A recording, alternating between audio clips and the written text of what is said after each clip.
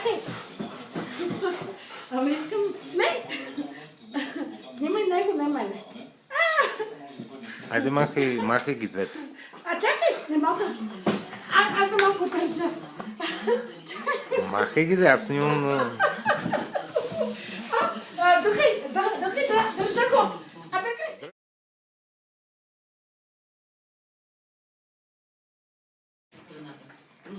Чакай, ти го дам да си го изведеш като карата. Чужденците не са особено притеснени и не бързат да напускат страната.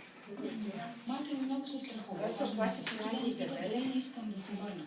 Как разбраш, че е за него? Защото не е тук. Чете какво пише в вестниците. Кажи ми как разбра, че е за него. Знаем, че севернокорейците Ние сме обясни. са плашили с нападения, но не сме кой знае колко притеснени.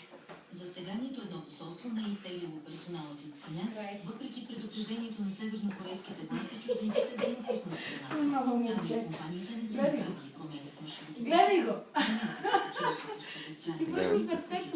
Те гризне. Правният експерт професор Димитър Йончев в ефира на BTV ще ни помогне да преведем правилно това на Северна Корея. Добър вечер. И дръж го така. Ще има ли изстреляна ракета или това е просто блъф? При всички случаи има и блъф. И блъф е влизан. Това е ужасно, където го правим. Докато страната... Рейко. Рей.